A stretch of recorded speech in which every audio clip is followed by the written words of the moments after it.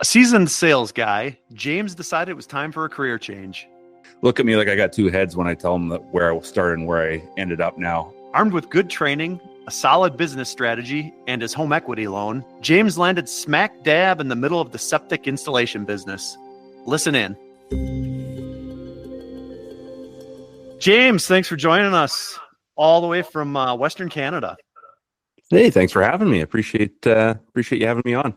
You're servicing that whole greater Vancouver area. Is that the best way to describe it?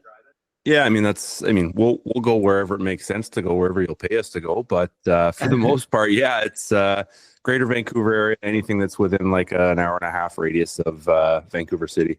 It's funny you say wherever they'll pay us to go, because I was looking at your service map, and honestly, like you say an hour and a half, I mean, you're kicking out, like, I'm going to say it in miles. You guys use the kilos. Let's call it 100 kilos. Oh yeah, no, we're further than 100. We're further than 100 kilometers. I think the picture over my I guess it looks like my left shoulder for you there. That was done out at Monk Park, which is just outside of Merritt, and we got brought in on that project. And I would say that is a solid 3.5 hour drive from where we are. So you're chasing jobs 3.5 hours away. I say chasing, and you had made the comment if the money's right, and that's part of business, you know. So yep. Is this a reputation thing where people they want you to do it, or is there the competition, pretty low right now, and you guys are just the only go-to place? How does that work out?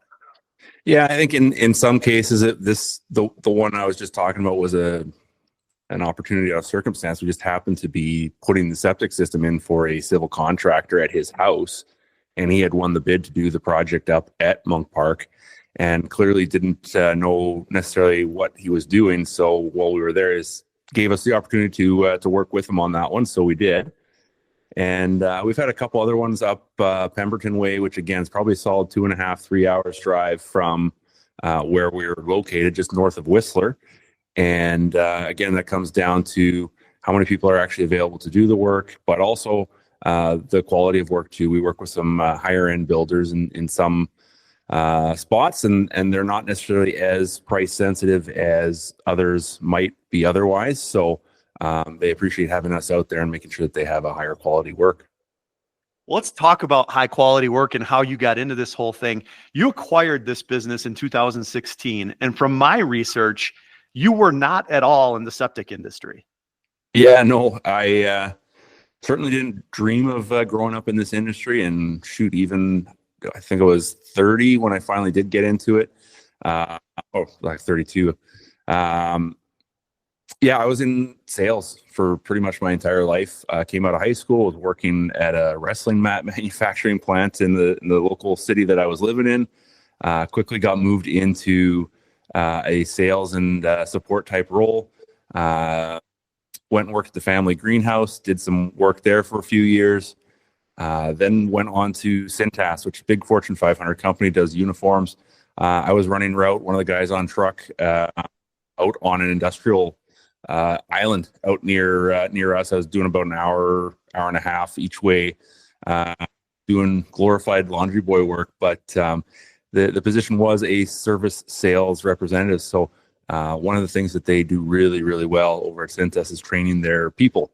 And so every week there was some training sessions on how to deal with problems, how to deal with customers, how to upsell, how to do all sorts of things. And so I did that for about 3 years before moving on to a wireless mobility dealer, where I was working with business owners, discussing their businesses, figuring out how they did what they did, why they were doing what they were doing, and seeing if there was stuff that we had available to make their jobs easier and to create more time for their staff to do more work.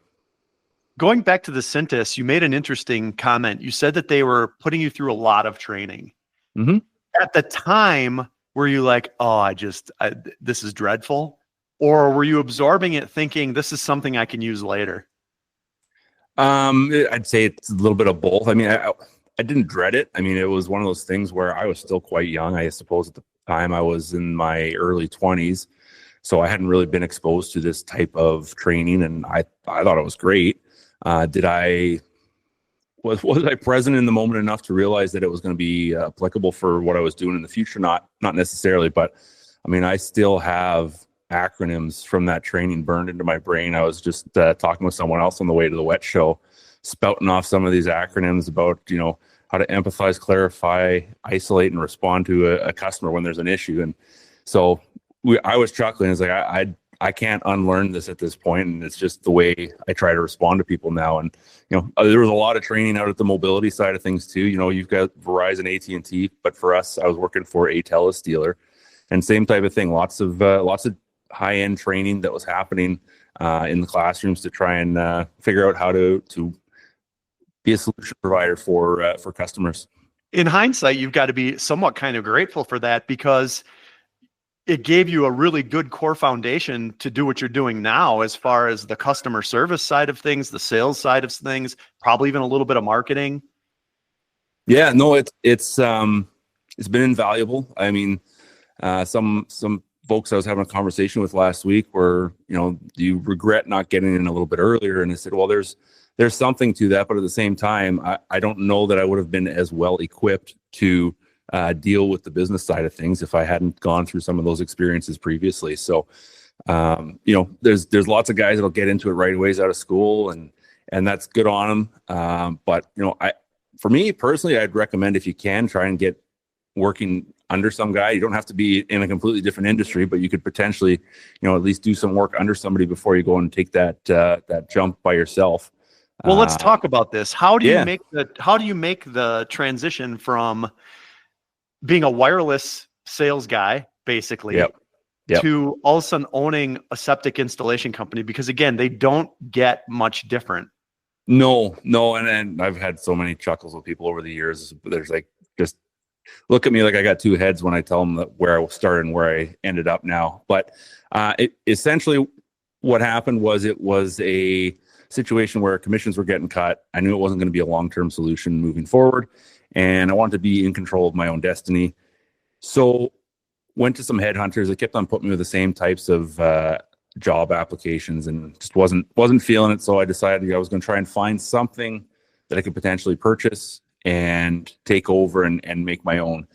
And throughout that process, ran into a gentleman by the name of Martin Sparks, who was selling his business, Septic Expert, and went through pages and pages of questions. I think I still have them. And it was a lot of discovery type questions, same type of questions I was asking business owners when I was doing their mobility and trying to figure out if we could help out, trying to understand why they're doing it, how they're doing it. And so going through that to understand a little bit more of the business side. But then on top of that, one of the things that I felt was super important for me was to ensure that I was comfortable on the work side of things. I mean, as much as I say that the Cintas job was a sales position, I mean, it was some grunt work. I mean, you're hauling armloads of uniforms and mats and all that stuff up multiple flights of stairs. So I wasn't afraid of the work, but I wanted to make sure that I was comfortable with it. And so I took a week of my vacation time and basically just shadowed him for the entire week, just to make sure that I wasn't completely out of my mind. And while that may not have ruled it out, it was enough for me to say, let's go. Let's make this thing happen. So can I go backwards a little bit? You said something Sure. interesting in that you knew you wanted to purchase something. You wanted to purchase a business, and you were a commission salesperson at the time. What means did you have to go in and buy a business, or were you specifically looking for something with owner financing? Did you have some type of financial backing? Because a lot of people just don't have the means to go in and say, I'm going to buy this successful business, because they're a little out of reach. Sure. I mean, I've been in the housing market for a long time. So essentially what we did was we remortgaged the house, took out the funds required to buy the business. And there was a bit of a component to it where it was somewhat financed by the person selling.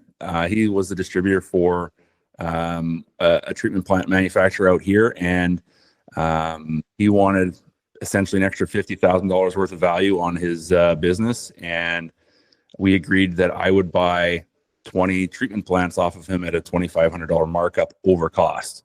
So while he's looking at that as being part of his sell price, I'm looking at it going, well, I bought it for 150 grand cheaper because my cost for any treatment plant was going to be similar. So now it was just an operating cost for me. So that's how I viewed it. And no, I mean, majority of it came straight out of a mortgage. And one of the things that I was very careful to do was make sure that we put some of that into escrow until I got my certification as an installer. So he got half of it up front, and then once I got my certification, he got the other half.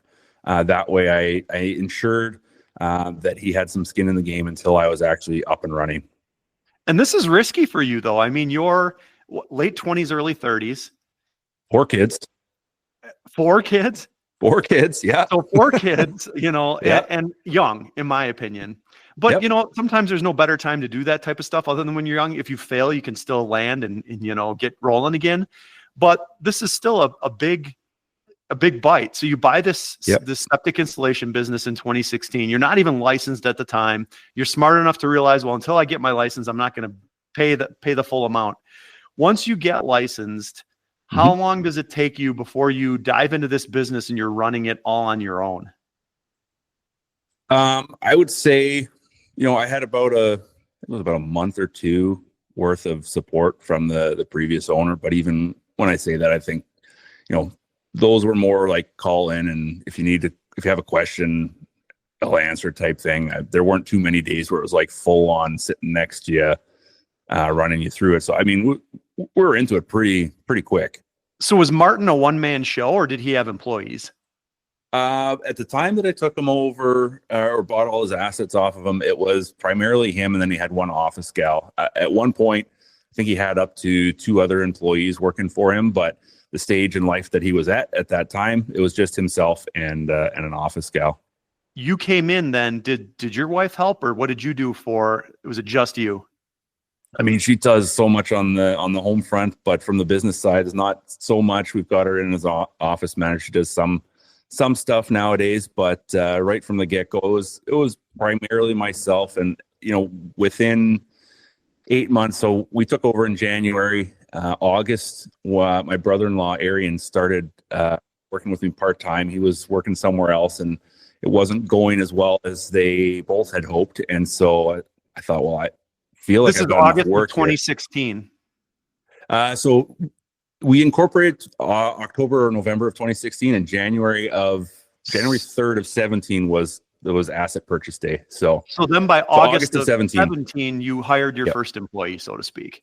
Yeah, and that was in something of a part-time role, just to see, okay, let's feel this out, let's see how this works. But by the time December rolled around, the writing was on the wall for the other job, and there was definitely more work than either of us knew what to do with at the time. So he came on in a full-time capacity at that point. Where's that work coming from? You said there's more work than you knew what to do with. Is it again just because I'm not diminishing that you're good at it. I'm just saying, are you the only guy in town, or what are they?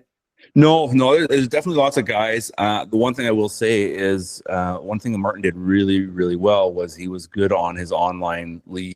And so his website was generating a decent amount of phone calls and traffic coming in. And that was part of my thing coming into it was, I know how to sell. I don't necessarily know how to get the people to the door, but if you can get them to the door, we should be able to make something happen. And so that was part of the decision-making process as well. So lots of calls coming in, and,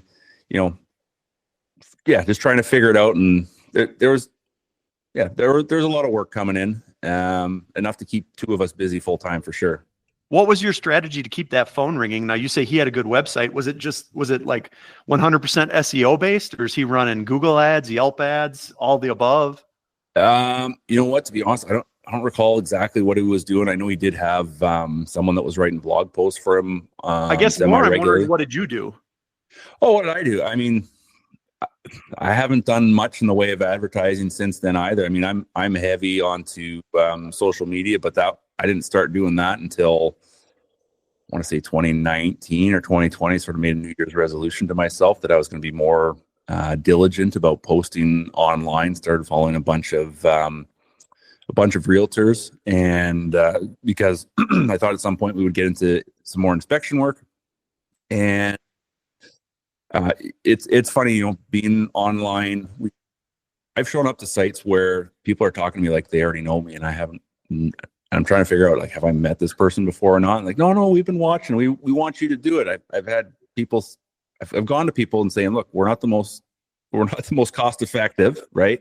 but you're going to get a good work. And we give them a quote and like, okay, well, we want you to do this. You want to get another quote? Nope, you're doing it. We've been watching. We know what we're getting. So you're doing the job. Okay, no problem. Well, that's great. You say you're not the most cost effective. That's kind of your way of saying like, listen, we charge what we're supposed to charge for our services because we need to be profitable. Mm-hmm. You know, we're not going to be the cheapest, but we're going to be the best. And I want to make sure that my guys have benefits. I want to make sure that my guys are taken care of, that they can take their families out to do things. And like that's very important to me that everyone's able to. You're almost attracting a better type of client to them though. 100%. Because when a client's beating you up on price, you can be, that's almost always a recipe for somebody who's going to be unhappy in the end. And the slowest to pay, always. Yeah, right. Yeah, you know, it's like a race to the bottom to think that you're going to compete in price. And in my that's opinion, one of the things that I've said over and over. Yeah, at our old job, that was what it was. Is a big old race to zero, and that was one of the things that attracted me at the time to this industry, was that there was something of a barrier to entry when it comes to being certified. And you know, not everybody's certified. Now we can get to some conversations about whether or not you actually have to be or not to do an install, but they're real or perceived. There's a barrier to entry, and that allows us to keep our prices higher, because you're not going to get, you know, Tom, Dick, and Harry with their backhoe trying to put in a septic system on the weekend in their spare time. Don't get me wrong, that does happen. There's just less of them. Yeah, you're going to choke. I had this conversation. I did a podcast with a woman who owns a septic installation company in Oklahoma. Yeah. And in Oklahoma, you can install, I don't remember this exact number. I think it's 15 systems a year with 0 credentials. Right. And I said to her, with no barrier to entry, my exact words, same words you just used, is how do you stay in business when anybody with a backhoe is a septic installer, or any guy who can rent a backhoe on the weekend is a septic installer? And I would not even do business in Oklahoma until their state got their shit together and made some type of licensing, you know? Yeah. It just blows my mind. So so one of the things here is anybody with an excavator can do an install under the supervision, air quotations there, supervision of an engineer. Now, engineers are allowed to define what their definition of supervision is.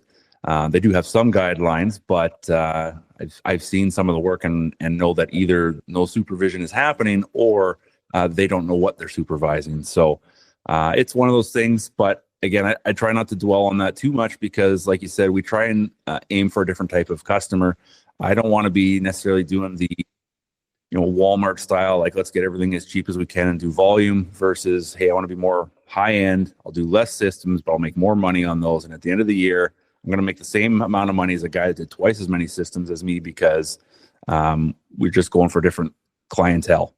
Did your mindset on that come from like, this is just common sense? Or again, did you go back? Was there something you learned along the line from your previous experience that was, don't be the cheapest, be the best?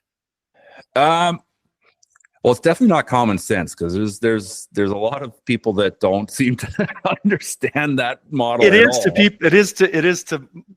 to better business people, in my opinion. Sure. No, fair enough. I don't know that I could pinpoint it to one particular instance where I saw that. I think it's maybe more just osmosis, being around certain people and understanding that, you know, not every customer is going to be my customer. Not every person is someone that I want to sell to.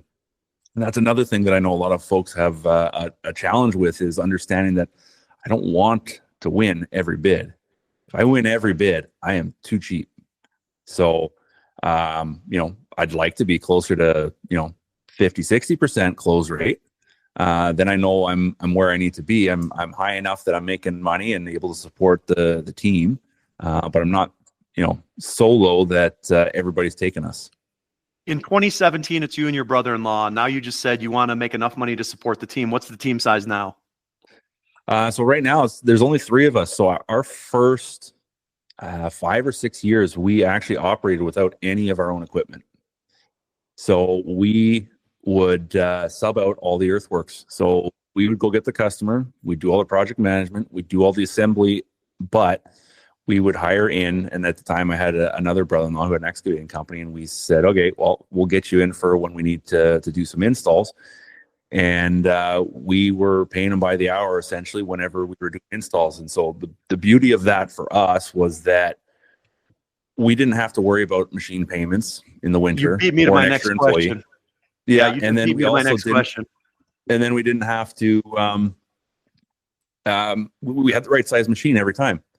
So when you get to certain jobs, you're like, okay, well, a 6-ton machine would be really good on this one. It's a little bit tighter. You get to a big site and go, okay, well, I'd like to have a 20-ton machine. And so by subbing it out, and we still do it on our larger projects, the one that I think is going to be coming out in the April issue of Installer for the system feature, we had 2 23-ton excavators on site for about 4 weeks to get the system installed. Like right at this point in time, we only have one Kubota 57.5 and a Kubota 97.2 track loader. So that's the extent of our equipment at this point. But we've got the relationships with local contractors that if we need something bigger, we just give them a call and they're out on site for us. And you seem like a smart enough guy that you're probably doing the math on when it makes sense to buy bigger equipment or more equipment, you'll do it. Because right now, if you're able to lease those services, you don't need the guy to run it. You're not paying the insurance. You're not paying the payment, to your point. But at some point, you're going to draw this up in a spreadsheet or in your head, just doing the quick math and say, okay, well, at this point, I'm dropping 200 grand on subleasing, whatever 20-ton machine. I might as well just buy one. Yeah, and that's sort of where we got to at the year 5, year 6 mark. And quite honestly, could we have pulled the trigger a little bit sooner? Probably. But again, coming from outside the industry, I had sort of promised myself, definitely in the first year, that I was not going to change much about how things run for the first year, because who am I to say that I know how to do a job better than the guy that was doing it for 10 to 15 years before. So basically played out that first year and then continued on. And it wasn't until that point where I was comfortable enough to well, let's look at a machine and see if this makes sense for us. And at this point, we're just going, all right, let's get these 2 guys paid off, and then we can start looking at a big machine again. We're not putting a ton of hours on this equipment. So, in the next couple of years, we'll probably be looking at something a little bit bigger and go from there. What does your profitability look like over time from acquisition until now? Yeah, so we've been dumping a lot of money back into the business, obviously, especially with adding on new equipment. I would say most of the stuff that was part of the asset purchase was older, previously enjoyed, let's say, and had seen its better days. So there was a lot of investment getting us to where we are right now, putting together an install trailer so that we can have all of our parts on site. Before that, we had an old clapped out, with it was a 5-ton with a box on the back of it that was not long enough to carry the pressure pipes. Almost, I would say, 99% of the systems we do are pressurized. So we've got 20-foot sticks of Sked 40 pipe going into the ground. So being able to carry all that stuff and all the fittings along with us, that was a healthy investment. The machines, obviously, we're working on those. We've all got newer trucks, and there's a conversation to be had about buying new versus used. And my biggest argument for new is just I need things to work, because if they're not working, it's not just the cost of fixing it; it's the cost of opportunity lost when it's like I can't get that time back. I could have made, let's say, $2,000 a day on an install. And if my stuff's down for 5 days, it's not only the $5,000 repair bill, it's also the $10,000 that I didn't make during that time. So that's always sort of been my mindset towards equipment and trucks. And I'm not super mechanically inclined myself either, so I'm not the guy who's gonna be able to go twisting wrenches and make that stuff or fix it on the job site. Well, you're kind of echoing what almost everybody who first starts out in business realizes very quickly. You think you can just go, well, let's just say you're going to go out and buy a pump truck. Well, I can get a pump truck for 25 grand, and that's what you get as a $25,000 pump truck. I can tell you, you're not going to do more. That's not going to run more than 10 days out of the month, probably. The tank baffles are probably gone, all those types of things. And that's the story of almost every single person that I've ever talked to. I've been doing this almost 30 years. They very quickly realize that if I'm going to be successful, the first thing I'm going to do is put all my cash flow back into the business and upgrade my equipment, because in the long run, I'm going to make more money. Yep. And you've recognized your pricing and that right off the bat, which is, I'm sure, part of your success. Another part of your success is you guys have an extremely well done website for a installation only company. I used air quotes there for people who are just listening, because typically people don't go that in depth on an install company, but you kicked ass on that. And I just wanted to commend you on that. Thank you. Where did you just kind of do your own research on that? Did you steal that from looking at a plumbing service company or a different service company, or where does that come from? It's funny that you should say steal that. I've had my previous version of the website stolen at least 3 or 4 times. I actually had one literally in my backyard, same city and everything. And they were newer to the industry, and I don't know who their web designer was, but they didn't realize that we were literally right next door and copied. I mean, they changed the photos, they changed the colors, but almost every word on that site was the same as ours. I mean, I did a better job of plagiarizing when I was in grade 10 than these guys did. So with this particular version of the website, so this is our third go at it. First time around, we used somebody that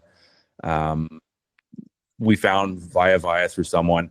Didn't really have all the answers that I had needed for SEO. I had a lot of questions they just didn't know how to answer, and we switched to another provider. That was the site that got stolen 3-4 different times. But this latest time around, I actually went with the folks over at Valor Marketing, or Advanced Wastewater Promotions. They've been at the Wet Show for the last 7-8 years, as long as I've been going.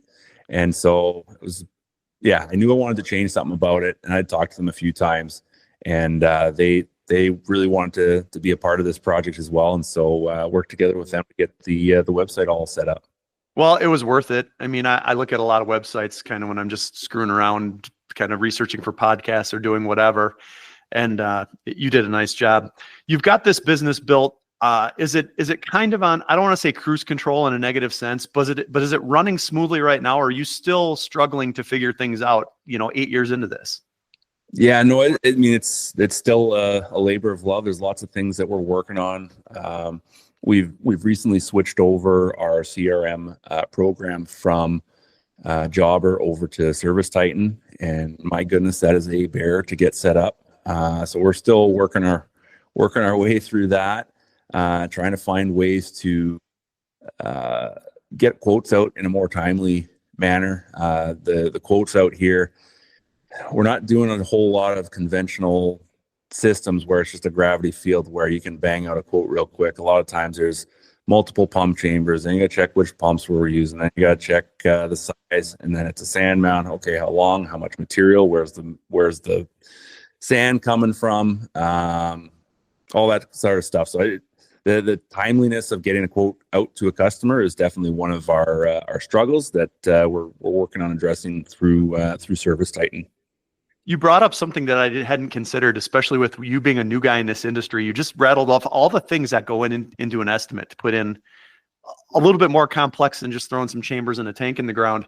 How did you figure all that out when you had first started? Because those are things you just don't know until you know.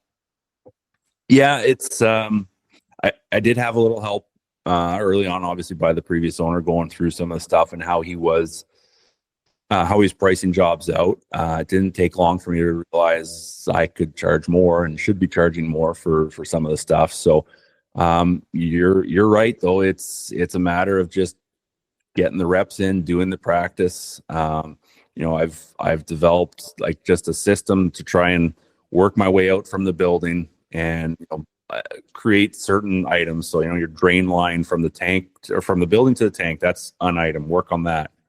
Then whatever tank it is, that's an item. And then depending on how many tanks, you may have 5 or 6 tanks on some of the systems that we do. I mean, the big project that we did last year, I think we did 15, 16 tanks on that project alone. And so just work your way from the building to the end of the drain field and just, go through some of those designs. We are able to do some designs ourselves. We don't do a ton of them. But, going through designs on a regular basis and making sure that we're keeping track of what we end up doing relative to what we've quoted. So, if I say this is going to take 5 days, did it actually take 5 days? Did it take 4? Did it take 6? And, it's important that you don't just track beforehand, okay, this is what I think I'm going to need, but making sure you track afterwards so that you can make more educated decisions when you're doing your next bid. So you don't go a full year waiting for the accountant to say, oh, by the way, you didn't make any money. I want to know that right away so that I don't do it again. Always helpful to know you're not making money before you realize you're not making money. Well, and it's a tricky thing for a lot of folks, right? You see a big number in the bank account and go, oh, we're doing great. Meanwhile, you got accounts receivable or payable. You got to go out to the supplier, to the aggregates. You got to go like employees, payroll, all this other stuff. But if you're not paying attention to that stuff, you can just look at the bank balance and go, oh, we're doing fantastic. Yeah, the goal is to not have it leaving quicker than it's coming in. That is true. You bought this business in 2016, obviously acquired it. What's your long-term strategy here? Are you building this business for some type of succession or some type of acquisition? Well, so I think the key is to always build it for acquisition with the hopes that maybe it becomes succession. But if you build it for succession and then nobody wants it, well, what good is that for you? If you build it for acquisition and nobody wants it, you can still sell it. You see some of the big Wall Street deals that are going on, or the big capital firms that are investing in private equity and stuff like that. Yeah, exactly. Like there's a lot of money. People are starting to realize that there can be good money in service industry. And so that's part of what we're working towards too, is building up the service side of things for repair work and everything else. There's not a ton of guys out in our area that actually do that side of the business. There is more money to be had when you're doing install work. So most guys will just lean towards that. But what I've found is there can be more repetitive and more reliable business and revenue coming from, maintenance and repair work. And it adds to your bottom line. So were you not doing that right off the bat? That was something you realized, like, hey, we're missing the boat on this? We were doing some repair work, but we weren't doing a ton. It became a matter of, where are you going to put your time? You're going to put your time where you're going to make the most money. And so everything else was sort of keeping us busy.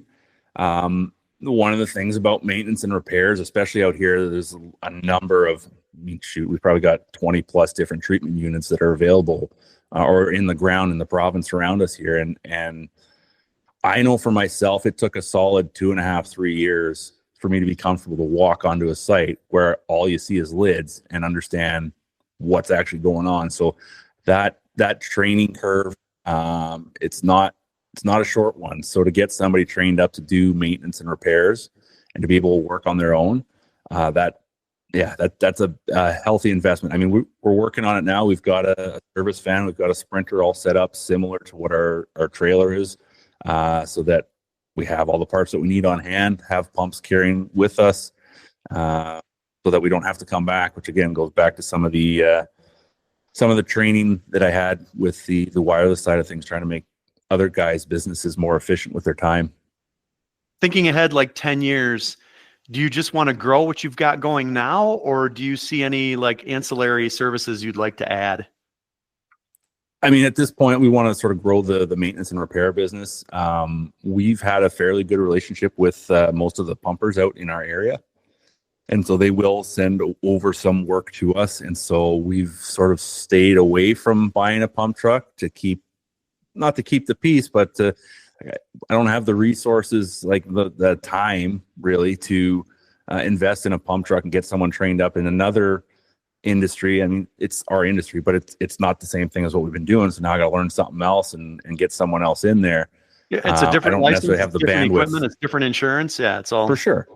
So, at some point, maybe we get there. A lot of the guys that I chat with, we just spent 3 days out in Indianapolis. I shared an Airbnb with a bunch of different business owners from all over North America that are in the septic industry. We had 2 guys from Michigan. We had one from New Jersey and another one from Connecticut, and then another gentleman who's literally in the same city as me. We went and drove down to Seattle and flew over, but we spent the better part of 3 days shooting the shit, for lack of a better term, talking business, figuring out why people are doing the things that they're doing, how they're doing it, what did work, what didn't work. And I mean, I wasn't going to go to the wet show this year, but when I found out that this was happening, that was my reason for going, because, I've been 4 or 5 times already to the wet show before. It wasn't much new. I mean, it's always good to have the reinforcement of what's going on, but that was a very cool opportunity, and hoping to do something like that again sometime.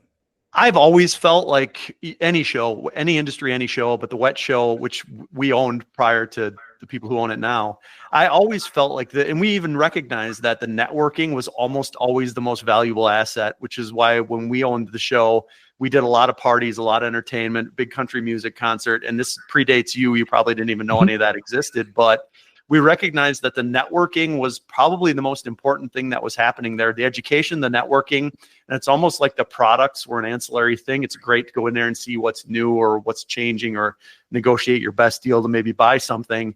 But the networking was invaluable, who you met. Yeah. And I think in today's age with social media, I mean, that's how all of us pretty much met initially. Met a couple of the guys at Con Expo show 2 years ago, and met a couple others at the wet show prior, and it just makes it so much easier to connect. And I'm a huge proponent of community over competition. I'm not worried about the guy next to me seeing how I do my work or whatever tips and tricks. I'd rather everybody did everything the same way so that we're all quoting the same thing. Well, exactly. A rising tide raises all ships. Yep, exactly. Learn more about James and Canadian Septic at canadianseptic.com and Canadian Septic on Instagram. Please be sure to like and subscribe to keep more great interviews like this one with James coming your way.